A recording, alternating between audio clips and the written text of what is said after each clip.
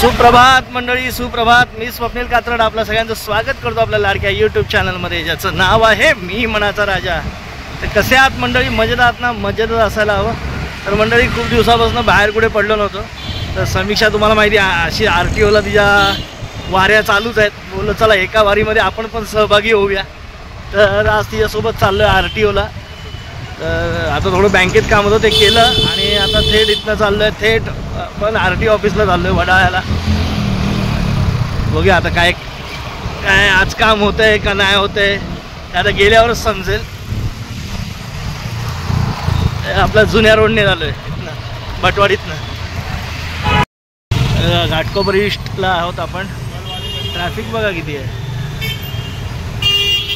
Room number BMCचं office बघा, घाटकोपरचं. N ward. हा स्कायवॉक कोण यूज करते का नाही काय माहीत नाही. एन वॉर्डचं विभाग आपला एल वॉर्ड. आमचा जो आहे तो एल वॉर्ड. आमचं BMC ऑफिस कोरल्याला.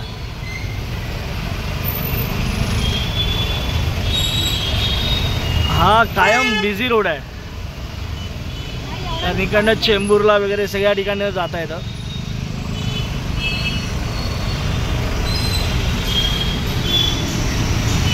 आज आलो आहे खरं, पण ट्रॅफिकमधनं मला लय मंडळी कंटाळा येतो. मुंबईमध्ये गाडीवर फिरायचं म्हटल्यानंतर बापरे बाप.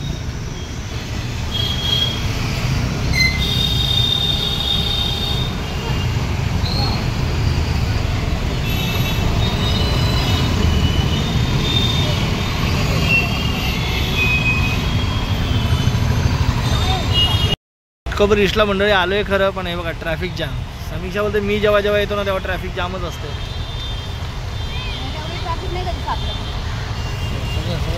पूर्ण ब्लॉक आहे रोड.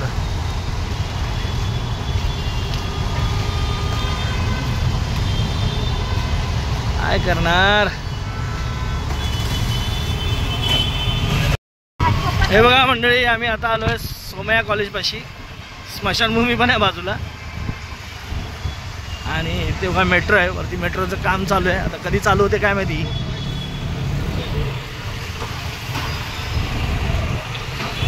मंडळी आता आम्ही आलो आहे अमर महालला. आणि हे बघा इथे बाजूला बघा छान छान मंदिरं बनवली आहेत बघा. किती छान आहे ना, मस्त आर्ट आहे. इमेज ऑफ आर्ट अगदी इथे बघा अमर महालच्या इथेच आहे. छान आर्ट आहे. आतमध्ये अजून छान छान मंदिरं बनवली आहेत. ते सगळे आजूबाजूला सगळे हेच आहेत, फर्निचर वुडन वर्क्सचं आहे. एक इकडे गोवंडीला गेला, सरळ गेला चेंबूरला. आपल्याला जायचं आहे सायन्स साईडला, वडाळा.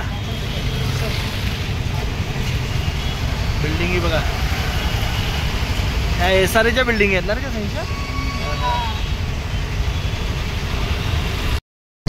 ही बघा ही मोनोरेलचं वडाळा डेपोचं. आज बंद आहे का चालू आहे काय समजत नाही. हा असू दे काय, होता कधी कधी ॲक्सिडेंट्स होतातच. प्रतीक्षा नगर.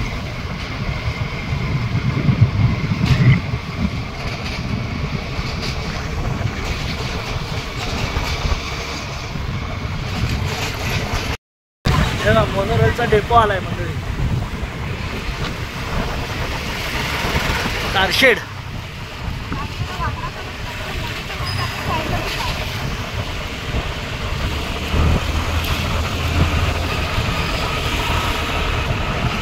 राईट मारून JTP नगर, अँटॉप हिल, शिव.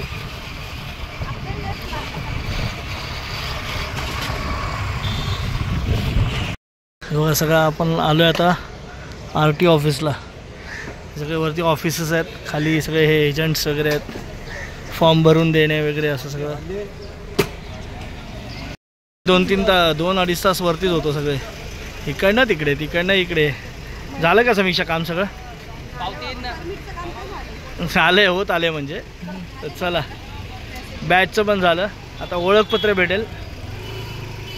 अबा किती हजार लफडी आहेत मंडळी. एक असू दे पण नाही, हे जरा RTO ऑफिसनं स्वच्छ ठेवलं पाहिजे. असू दे चला. सगळा परिसर लय मोठा आहे मंडळी.